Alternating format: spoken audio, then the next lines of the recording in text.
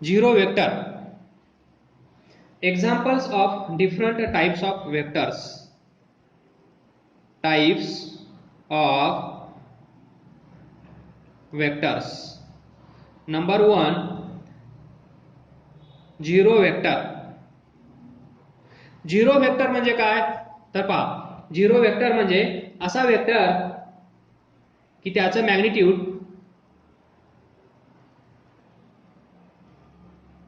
Magnitude काय असलं पाहिजे झिरो. डायरेक्शन तर पहा, मॅग्निट्यूड झिरो असेल तर डायरेक्शन कुठे असेल. जर मॅग्निट्यूड एखाद्या फिजिकल क्वांटिटीचं किंवा वेक्टर क्वांटिटीचं झिरो असेल तर त्याची डायरेक्शन कशी शो करणार. तर याचं एक छोटंसं एक्झाम्पल मी तुम्हाला देईन जेणेकरून तुम्हाला आयडिया येऊन जाईल की झिरो वेक्टर म्हणजे काय. तर पहा, तुम्ही इथे आहात,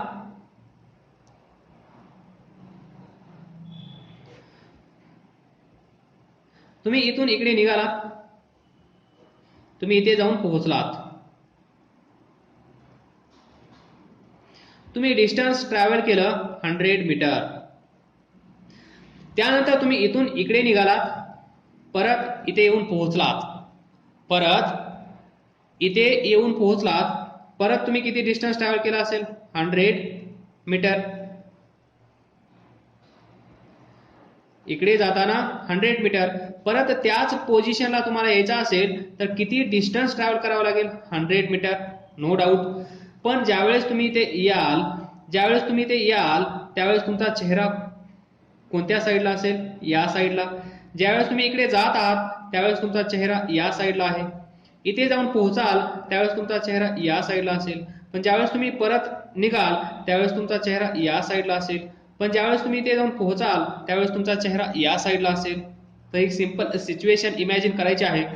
ज्यावेळेस तुम्ही इथून इथे पोहोचलात त्यावेळेस डिस्प्लेसमेंट किती असेल तुमचं. डिस्प्लेसमेंट किती असेल झिरो. कारण डिस्प्लेसमेंट काय आहे initial and final point. Initial point, final point या दोन पॉइंट मधलं डिस्टन्स म्हणजे डिस्प्लेसमेंट.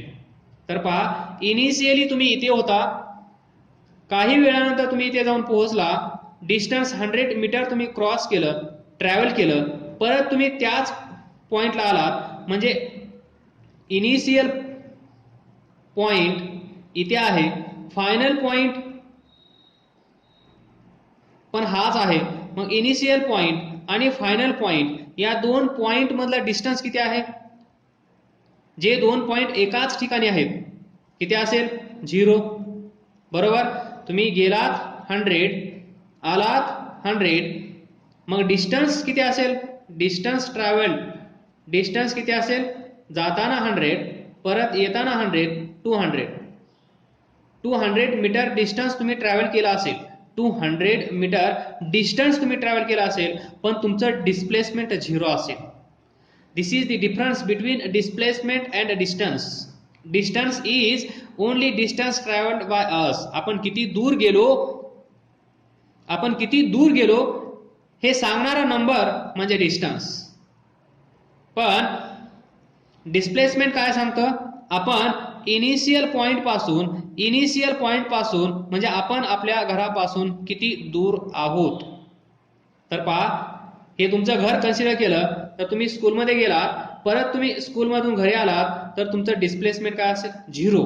तुमचं डिस्प्लेसमेंट झिरो आहे म्हणजे तुम्ही ज्या ठिकाणी होतात काही तासापूर्वी, काही मिनिटापूर्वी, काही सेकंदापूर्वी, त्याच ठिकाणी तुम्ही आता पण आहात. डिस्प्लेसमेंट झिरो याचा अर्थ काय, जिथे तुम्ही होतात त्याच ठिकाणी तुम्ही आता पण आहात म्हणजे डिस्प्लेसमेंट. तर पहा, म्हणजेच इथे डिस्प्लेसमेंट काय आहे वेक्टर क्वांटिटी. Displacement vector. जेव्हा हा इथून इथे गेला, इथून इथे परत आला, त्यावेळेस याची डायरेक्शन कुठे आहे टुवर्ड्स वेस्ट. म्हणजे डायरेक्शन आहे जरी डिस्प्लेसमेंट पहा इथे, जरी डिस्प्लेसमेंट 0 असलं, डिस्प्लेसमेंट काय आहे वेक्टर क्वांटिटी, डिस्प्लेसमेंट 0 आहे, जेव्हा हा इथून इथे जाईल इथून परत येईल तेव्हा डिस्प्लेसमेंट किती होईल, डिस्प्लेसमेंट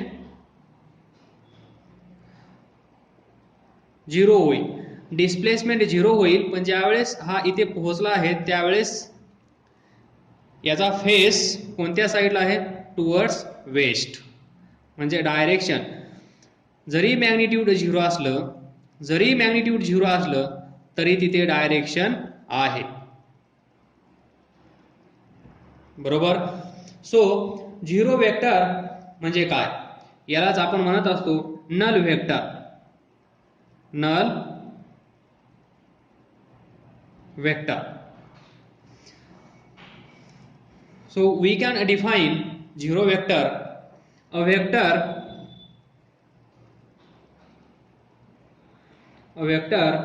having zero magnitude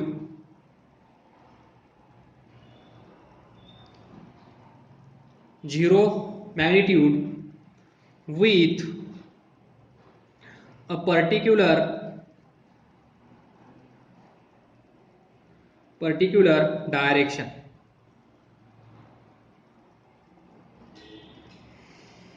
ही डेफिनेशन चा अर्थ समजावून सांगणार हे एक्झाम्पल तुमच्या लक्षात आला असेल तर तुम्हाला याचा अर्थ कळेल. झिरो वेक्टर, तुम्हाला असं वाटेल झिरो वेक्टर म्हणजे मॅग्निट्यूड 0 आहे. जर मॅग्निट्यूड 0 असेल तर डायरेक्शन कशी काय, तर डायरेक्शन असते, हे इथे आपण प्रूव्ह केलं आहे. डिस्प्लेसमेंट वेक्टर क्वांटिटी आहे, डिस्प्लेसमेंट 0 झाला आहे इथे तरी पण याच्याकडे डायरेक्शन आहे. So vector having zero magnitude with a particular direction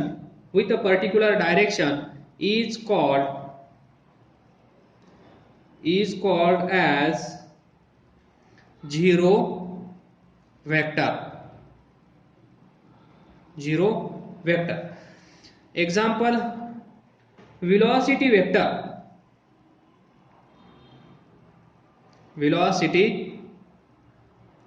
vector of a stationary particle, velocity vector of stationary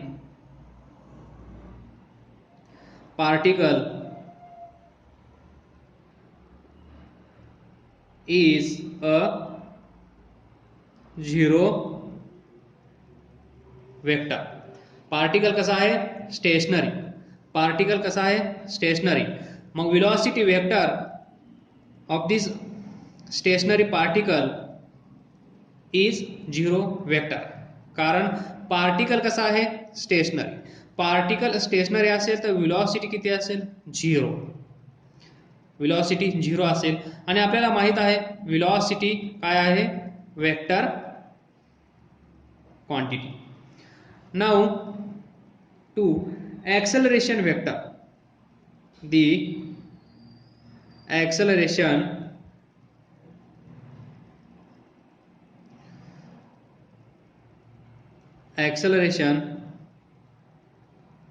vector of an object or body moving with uniform velocity is a zero vector. कसं काय, acceleration vector कुणाचा, बॉडीचा, ज्या बॉडीची velocity कशी आहे, uniform velocity म्हणजे काय, तर पहा युनिफॉर्म व्हेलॉसिटी म्हणजे ही बॉडी इथे आहे, या बॉडीची व्हेलॉसिटी इथे आहे 10 मीटर पर सेकंद. ही बॉडी इकडे जात आहे, इकडे जात आहे, इकडे जात आहे. ती बॉडी आता इथे आली तर त्या बॉडीचा स्पीड म्हणजेच velocity 10 metre per second in this direction. तर पहा इथे initial velocity 10 metre per second, final velocity of this body 10 metre per second. Change in speed किती असेल? चेंज इन स्पीड और व्हेलॉसिटी किती असेल? 0. Change in velocity is 0. Change in velocity 0 असेल तर acceleration A is equal to 0. Acceleration A is equal to 0 जरी direction असली तरी. तर पहा डायरेक्शन कुठे आहे? टुवर्ड्स ईस्ट, बरोबर. टुवर्ड्स ईस्ट डायरेक्शन आहे, म्हणजे डायरेक्शन आहे पण मॅग्निट्यूड काय आहे? 0. Magnitude is 0 and directed towards east, म्हणजे डायरेक्शन आहे, मॅग्निट्यूड 0 आहे, म्हणजेच आपण याला म्हणू शकतो 0 vector. 0 vector. Acceleration vector of an object of body moving with uniform velocity is 0 vector. कारण हा 0 वेक्टर कशामुळे? कारण ॲक्सलरेशन इथे कसं आहे? 0. कारण ॲक्सलरेशन इथे कसं आहे? 0. ॲक्सलरेशन 0 आहे म्हणून मॅग्निट्यूड 0. मॅग्निट्यूड 0 म्हणून 0 वेक्टर. तर पहा वेक्टर हॅव्हिंग 0 मॅग्निट्यूड. असा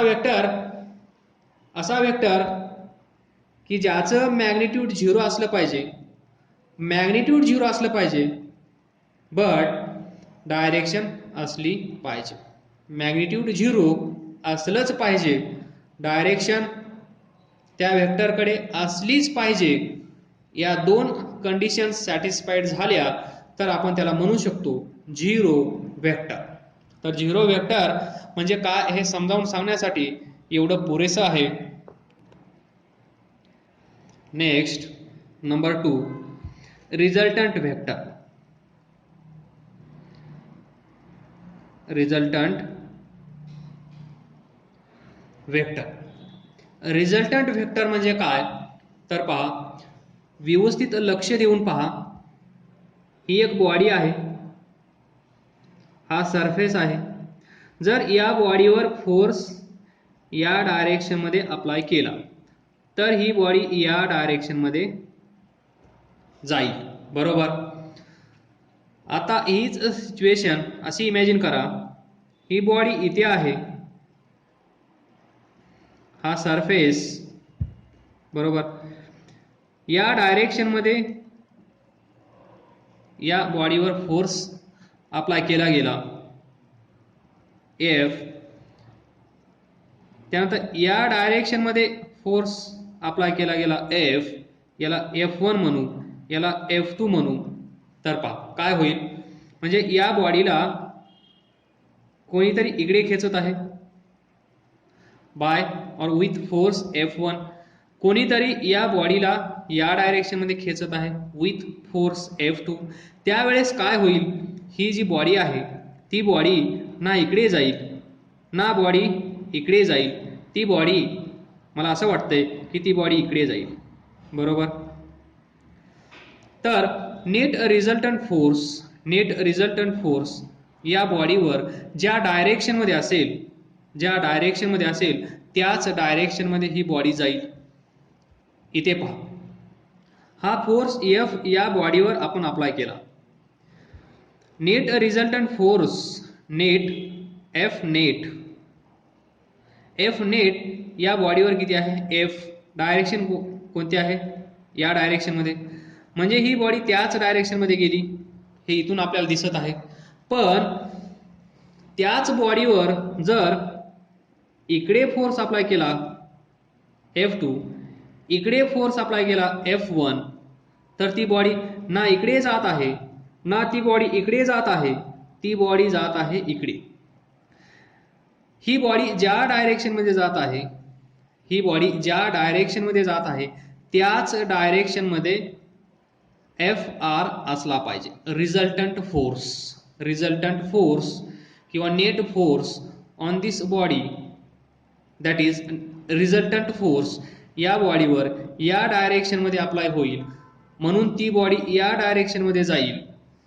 तर अजून एक एक्झाम्पल घेऊया. हा सरफेस, ही बॉडी, या बॉडीवर या डायरेक्शन मध्ये 10 न्यूटन फोर्स अप्लाय केला, या डायरेक्शन मध्ये 10 न्यूटन फोर्स अप्लाय केला. तर मग मला सांगा ही बॉडी कोणत्या डायरेक्शन मध्ये जाईल? ही बॉडी इकडे पण जाणार नाही, ही बॉडी इकडे पण जाणार नाही. ही बॉडी ही मूळ लोकेशन जिथे ही बॉडी आहे ती जागा सोडून ना इकडे जाईल ना इकडे येईल. कारण नेट रिझल्टंट फोर्स या बॉडीवर किती आहे? 0. नेट रिझल्टंट फोर्स या बॉडीवर किती आहे? 0. कारण 10 न्यूटन इकडे, 10 न्यूटन इकडे. या केसमध्ये या बॉडीवर कुठल्याही प्रकारचा फोर्स या बॉडीवर एक्झर्ट होत नाहीये. जर या बॉडीवर कुठल्याही प्रकारचा फोर्स एक्झर्ट होत नसेल तर ही बॉडी कुठल्याही डायरेक्शन मध्ये मूव्ह होणार नाही. तर इथे मोशन पॉसिबल नाही. Now we will change direction of force. हा 10 न्यूटन याच डायरेक्शन मध्ये, हा 10 न्यूटन, हा पहिला या साईडचा 10 न्यूटन या डायरेक्शन मध्ये. आता काय होईल? हा 10 न्यूटन, तर पहा डायरेक्शन चेंज झाली तर काय होईल?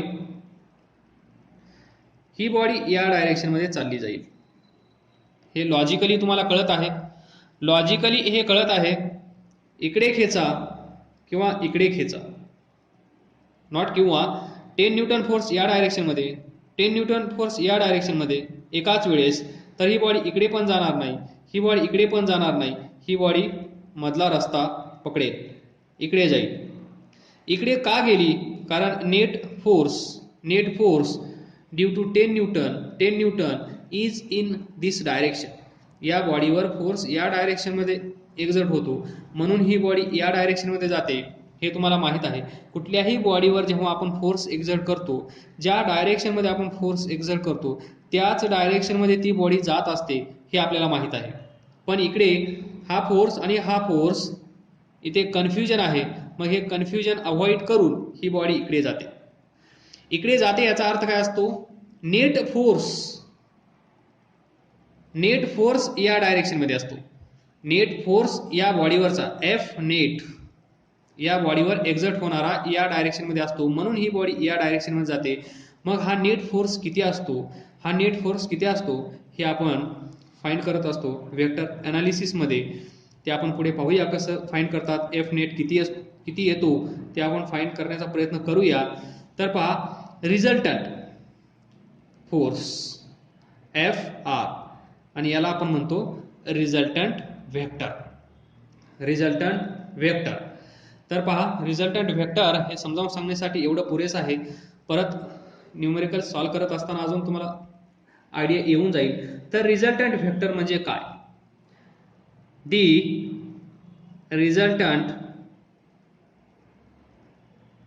Resultant of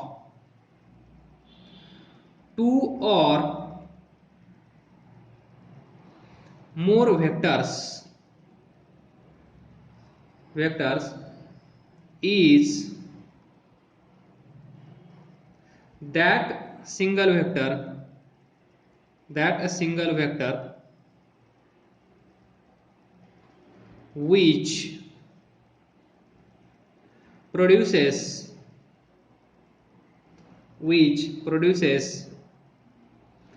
the same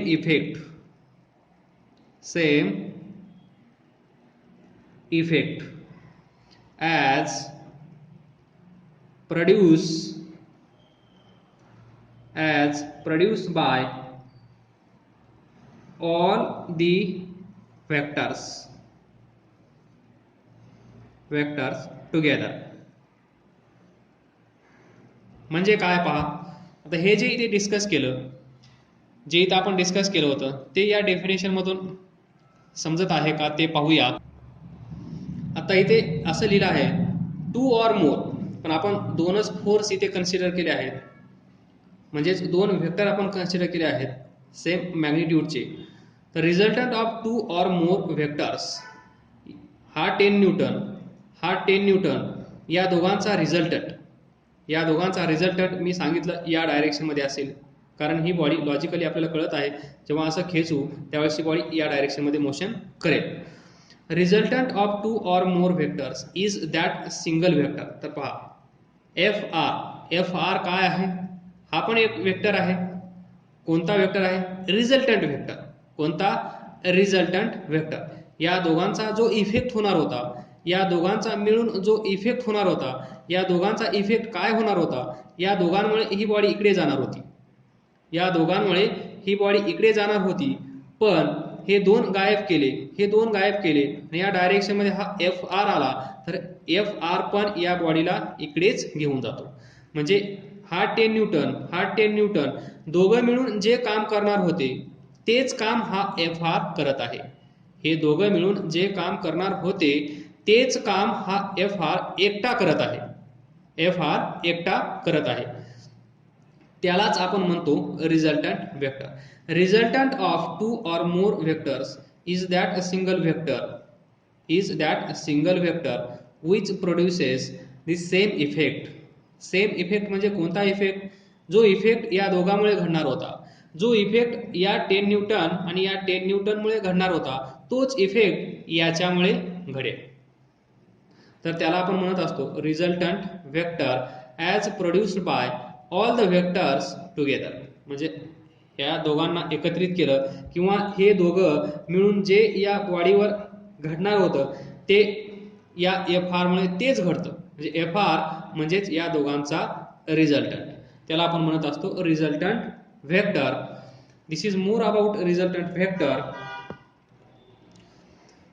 now next 3 negative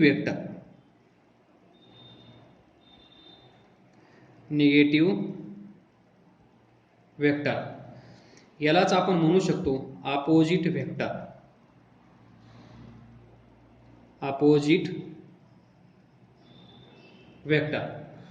तर पहा निगेटिव्ह वेक्टर म्हणजे काय?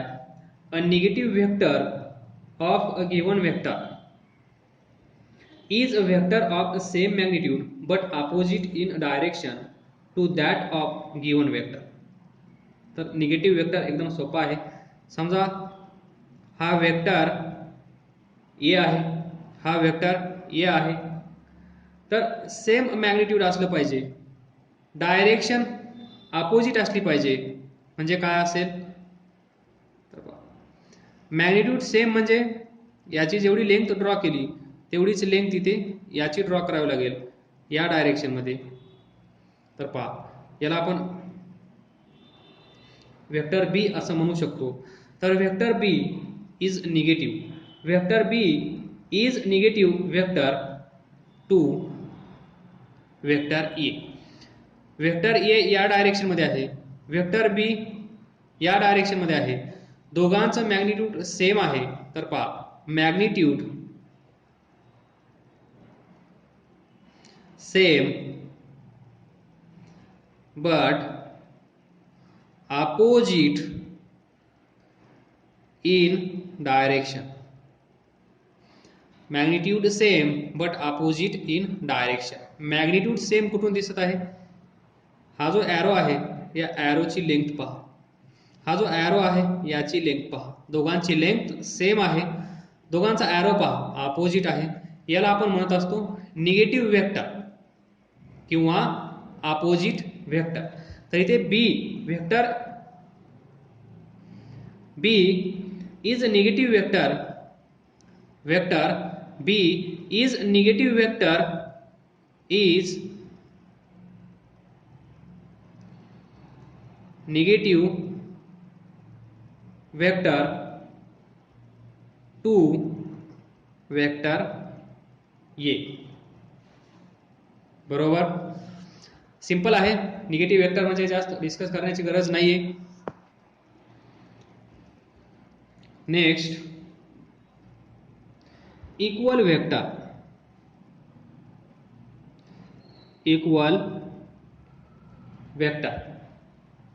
इक्वल वेक्टर म्हटल्यानंतर तुम्हाला इक्वल वेक्टर इथूनच कळत आहे.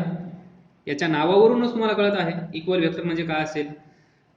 तर आपण कन्सिडर करूया वेक्टर ए अँड वेक्टर बी. तर वेक्टर ए वेक्टर बी, तर पहा मॅग्निट्यूड सेम आहे, याचं जेवढं मॅग्निट्यूड आहे तेवढंच मॅग्निट्यूड याचा आहे, डायरेक्शन पण सेम आहे. पहा तर two vector A and B represent same physical quantity are said to be equal if and only if they have same magnitude and direction आणि मॅग्निट्यूड दोन्ही सेम असलं पाहिजे. तर पहा इथे वेक्टर ए आणि वेक्टर बी हे दोन कसे आहेत, इक्वल आहेत. तर पहा वेक्टर ए वेक्टर बी हे दोन वेक्टर इक्वल आहेत का, इक्वल नाही आहेत. कारण पहा याचं मॅग्निट्यूड पहा, याची लेंथ जास्त आहे म्हणजे याचं मॅग्निट्यूड जास्त असेल, याची लेंथ पहा कमी आहे, याची लेंथ कमी आहे म्हणजे याचं मॅग्निट्यूड कमी असेल, याचं मॅग्निट्यूड मोर असेल, बरोबर, याच्या कंपॅरिझन मध्ये.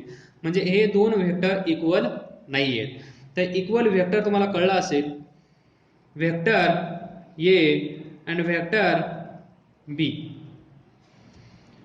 हे काय करतात, सेम फिजिकल क्वांटिटी रिप्रेझेंट करतात, सेम फिजिकल क्वांटिटी. आता फिजिकल क्वांटिटी म्हटल्यानंतर काय असतं हे सांगण्याची गरज नसावी.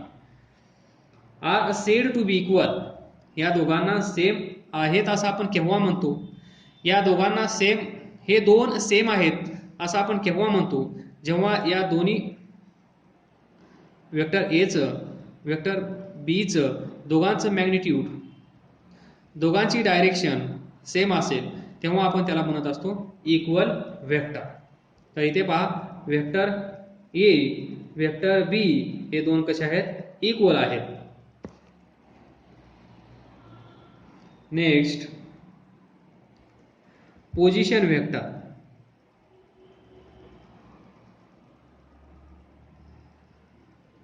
पोझिशन वेक्टर, तर पोझिशन वेक्टर म्हणल्यानंतर पोझिशन म्हणजे काय, पोझिशन म्हणल्यानंतर तुम्हाला कळत असेल असा वेक्टर जो आपल्याला एखादा पार्टिकल एखादी बॉडी त्याची पोझिशन सांगत असेल तर with respect to some point, vector which gives the position of particle, the vector which gives the position of particle at a point with respect to origin of a chosen coordinate system is called as position vector of particle. तर पहा this is coordinate system, x axis, y axis, this is origin 0 0. Position vector म्हणजे काय, असा vector जो आपल्याला position सांगतो, असा vector आपल्याला त्या पार्टिकलची पोझिशन सांगतो, तो पार्टिकल कुठे आहे. तर समजा हा पार्टिकल इथे आहे, तर याची पोझिशन जर आपल्याला माहित करून घ्यायची असेल तर हा वेक्टर,